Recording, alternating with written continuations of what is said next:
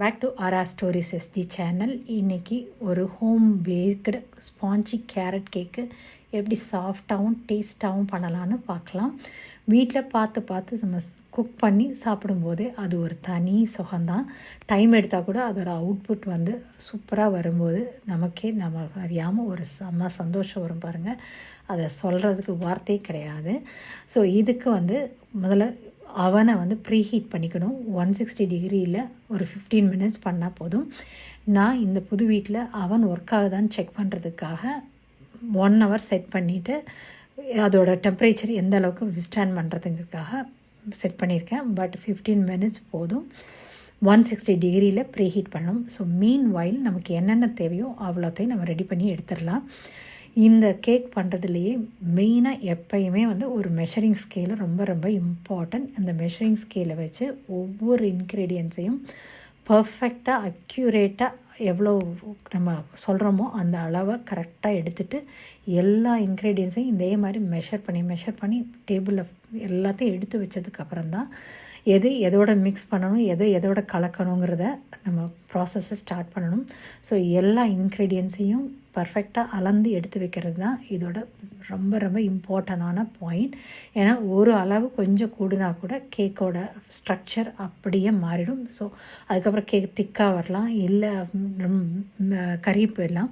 So இதோட மெஷர்மெண்ட்டை பர்ஃபெக்டாக அளந்து எடுத்துகிட்டு அதுக்கப்புறம் தான் எல்லாத்தையும் மிக்ஸ் பண்ண ஸ்டார்ட் பண்ணணும். ஸோ இதுக்கு ரொம்ப இன்னொரு இம்பார்ட்டன்ட் மெஷரிங் ஸ்கேலு. அதே மாதிரி எல்லாத்தையும் சலிக்கிறதுக்கு ஒரு ஜல்லடை. ஏன்னா ஆல் பர்பஸ் ஃப்ளாரை சலித்து தான் கட்டாயம் யூஸ் பண்ணணும். சலிக்காமல் யூஸ் பண்ணும்போது பார்க்கும்போது பர்ஃபெக்டாக தான் தெரியும் மாவு. ஆனால் நம்ம சலிக்கும்போது தான் பார்த்தா அங்கங்கே குட்டியான ஒரு கட்டி தெரியும். ஸோ அப்படியே நம்ம போடும்போது கேக்கு வேகாமல் லம்பாக இருக்கும். ஸோ அந்த இடம் மட்டும் அப்படியே மாவு இருக்கும். ஸோ அதுக்கு ஃபஸ்ட்டு நல்லா சலித்து தான் எடுத்துக்கணும். அதே மாதிரி பேக்கிங் ட்ரேவும் பேக்கிங் பேப்பர் இல்லைன்னா கூட பரவாயில்ல, பேக்கிங் ட்ரே வேணும். நான் எப்பயும் பேக்கிங் ட்ரேயில் பேக்கிங் பேப்பர் யூஸ் பண்ணுவேன். ஏன்னா அதுக்கு அடியில் ரொம்ப பிடிச்சா அதுக்கப்புறம் க்ளீன் பண்ணுறதுக்கு எனக்கு ரொம்ப கஷ்டமாக இருக்கும். இங்கே எல்லாமே நம்ம தான் பண்ணணும் வேலை. அதனால் அதை க்ளீன் பண்ணி திருப்பி அந்த ட்ரேயை பழைய ஸ்ட்ரக்சர் கொண்டு வர்றது எனக்கு முடியாத வேலை. ஸோ எப்போயுமே பேக்கிங் பேப்பர் தான் யூஸ் பண்ணுவேன். ஆனால் பேக்கிங் பேப்பரில் பட்டரை தடவி அது மேலே லைட்டாக ஆல் பர்பஸ் வர தடவிட்டு நம்ம பேக் பண்ணும்போது அதில் கீழே இருக்க போர்ஷன்லாம் சூப்பராக பேக் ஆகி நல்லா ப்ரௌனிஷாக வரும். அந்த டேஸ்ட்டே தனி தான். பட் எனக்கு அது க்ளீன் பண்ணுறது கஷ்டம்னால எப்போயுமே பேக்கிங் ஷீட் தான் யூஸ் பண்ணுவேன். ஸோ வாங்க பார்க்கலாம் என்னென்ன இன்க்ரீடியன்ட்ஸ் வேணும்னு. இதுக்கு மெயினாக ஆல் பர்பஸ் ஃப்ளார் வேணும். அது 250 கிராம்ஸு. இது நல்ல குவாலிட்டியான ஆல் பர்பஸ் ஃப்ளாராக இருந்தால் தான் டேஸ்ட் நல்லாயிருக்கும். ஸோ நல்ல பிராண்டு பார்த்து வாங்கிக்கணும். அதே மாதிரி துருவின கேரட் 200 கிராம்ஸ் எடுத்திருக்கேன்.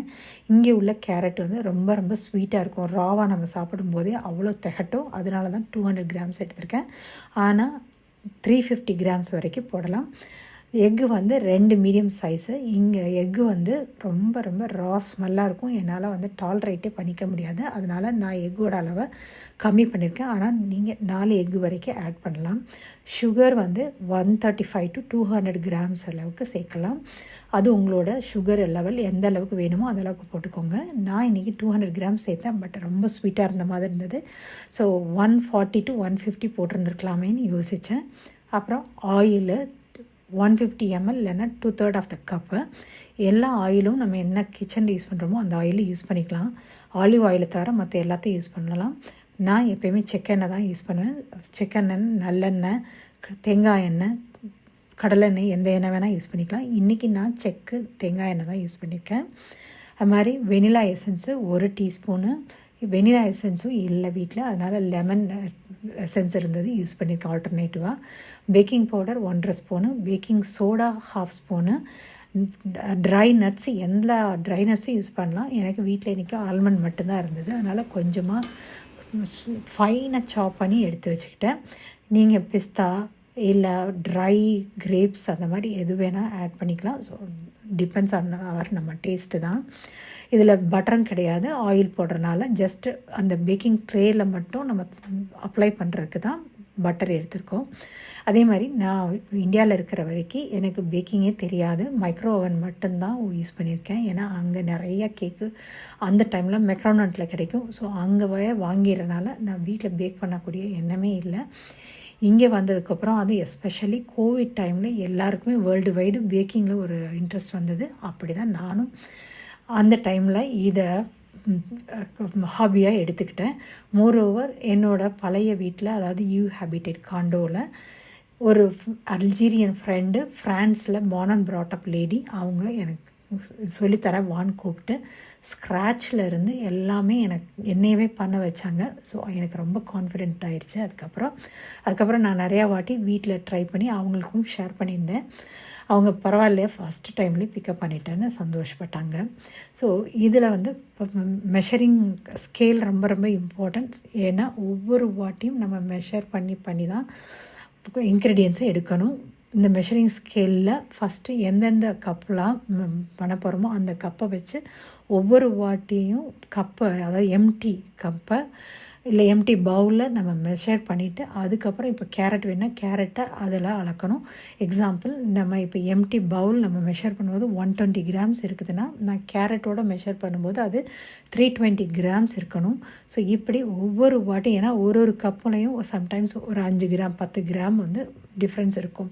நான் ஒரே மாதிரி பவுல் யூஸ் பண்ணியிருக்கேன். பட் அந்த பவுல்லையுமே சம்டைம்ஸ் ஒரு 5 கிராம் 10 கிராம் வேரியேஷன் இருக்கும். ஸோ இன்க்ரீடியன்ஸ் கொஞ்சம் மாறினாலும் அந்த கேக்கோட டெக்ஸ்சர் வேறு மாதிரி ஆகிடும். ஸோ ஒவ்வொரு வாட்டியும் நம்ம எந்த கப்பில் அளக்க போகிறோமோ அந்த கப்பை வச்சு அதில் நம்ம என்ன இன்க்ரீடியன்ஸ் அளக்க போகிறோமோ அந்த இன்க்ரீடியன்ஸை அளந்து எல்லாத்தையும் பர்ஃபெக்டாக டேபிளில் எடுத்து வச்சுட்டு தான் அதுக்கப்புறம் எதோட மிக்ஸ் பண்ண போகிறோங்கிறத யோசிக்கணும்.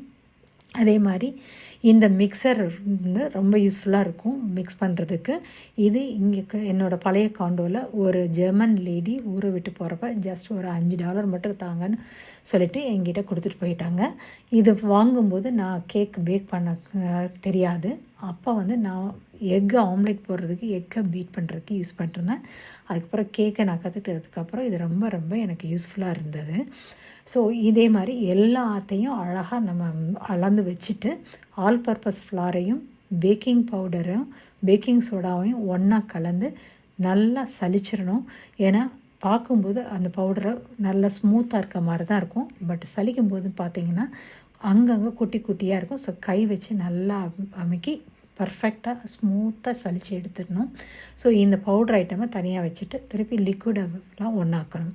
அதாவது முட்டையை உடைச்சி ஒரு பெரிய வாய் அகலமான ஒரு பவுலில் எக்கு, தேங்காய் எண்ணெய், சுகரு, வெனிலா எசன்ஸு 4ஐயும் போட்டு பீட்டர் வச்சு, இல்லை மிக்சரோ இல்லை எதுவுமே இல்லைன்னா ஒரு ஸ்பூனோ இல்லை ஃபோக்கோ வச்சு பீட் பண்ணணும். நல்லா அந்த சுகர் எண்ணெயிலையும் முட்டையிலையும் மிக்ஸ் ஆகி அப்படியே பபிளியாக வரும், ஒரு ஃபோமியாக வரும். அந்த ஃபோமியாக வர வரைக்கும் மிக்ஸ் பண்ணணும். நான் இந்த மிக்சர் யூஸ் பண்ணும்போது 10 to 15 minutes யூஸ் பண்ணேன். நீங்கள் வேறு ஏதாவது ஸ்பூனோ ஃபோக்கோ வச்சு பண்ணும்போது மேபி ஸ்ட்ரென்த் கம்மியாக இருக்கும். ஸோ இன்னும் கொஞ்சம் டைம் எக்ஸ்ட்ரா பீட் பண்ணி இதில் எந்த அளவுக்கு காமிச்சிருக்கணும் அந்த மாதிரி ஃபோமியாக சுகரெல்லாம் கரைஞ்சி ஒரு எல்லோயிஷாக வர மாதிரி ஆனதும் ஸ்டாப் பண்ணிவிட்டு நம்ம சலித்து வச்சுருக்க மாவையும் கேரட்டையும் 1 by 1 மிக்ஸ் பண்ணணும். ரொம்ப மிக்ஸ் பண்ணணும்னு அவசியம் கிடையாது. இந்த மாவும் அந்த எக்கு நம்ம பீட் பண்ணி வச்சுருக்கிறதும் ஒன்றோட ஒன்று கலக்குந்தால் போதும். ரொம்ப அடித்து இல்லை பீட் பண்ணியோ மிக்ஸ் பண்ணாமல் இனிமேல் வேண்டாம். இனிமேல் மிக்சருக்கு வேலையே கிடையாது. ஜஸ்ட்டு ஸ்பூனோ இல்லை கரண்டியோ வச்சு மாவும் அந்த நம்ம எக்கு பீட் பண்ணதும் எல்லாமே கலந்துருச்சான்னு செக் பண்ணணும். எல்லாம் பண்ணிகிட்ருக்கும்போது என்னோடய அவன் ட்ரிப் ஆகிடுச்சு. ஸோ வேறு வழி இல்லாமல் நான் மிக்ஸ் பண்ணது எல்லாத்தையும் ஃப்ரிட்ஜில் வச்சுட்டு மெக்கானிக்கை தேடி நான் எல்லாத்தையும் ரிப்பேர் பண்ணும்போது 2 நாள் ஆகிடுச்சு. ஸோ என்னோடய அவனில் திருப்பி நான் பேக் பண்ணும்போது இனிஷியலாக 160 degreeக்கு 16 minutes செட் பண்ணி பார்த்தேன். பட் அந்த சில்னஸ்னால் அது உள்ளே இன்னும் வேகாமல் இருந்தது. ஸோ திருப்பியும் ஒரு 16 minutes வச்சு 165 degreeல பேக் பண்ணேன். எந்த அளவுக்கு உங்களுக்கு ப்ரௌனிஷாக வேணுங்கிறது உங்களோட இஷ்டம். திருப்பி டைமையும் டெம்பரேச்சரையும் இன்க்ரீஸ் பண்ணி பண்ணலாம். இது வெந்துருச்சான்னு பார்க்குறதுக்கு ஒரு டூத் பிக்கோ இல்லை நம்ம சினுக்கு வரியோ இல்லை ஒரு ஷார்ப்பான இதை உள்ளே விட்டிங்கன்னா மாவு இல்லாமல் அது ட்ரையாக கேக் மட்டும் வந்துச்சுன்னா அதுதான் இதோட ஃபினிஷிங் ஸ்டேஜு. ஸோ இன்றைக்கி இடையில அவன் ரிப்பேர் ஆனாலும் நம்ம சக்ஸஸ்ஃபுல்லாக அந்த மாவை வேஸ்ட் பண்ணாமல் ஒரு சூப்பரான ஸ்பான்ச்சியான கேக் ரெடி பண்ணியாச்சு. உங்களுக்கு ஏதாவது டவுட் இருந்ததுன்னா கமெண்ட்ஸில் சொல்லுங்கள், இல்லை செஞ்சு பார்த்துட்டு எப்படி இருந்ததுன்னு கமெண்ட் பண்ணுங்கள். தேங்க்ஸ் ஃபார் வாட்சிங் this video. Like, share and subscribe the channel. Thank you so much. See you.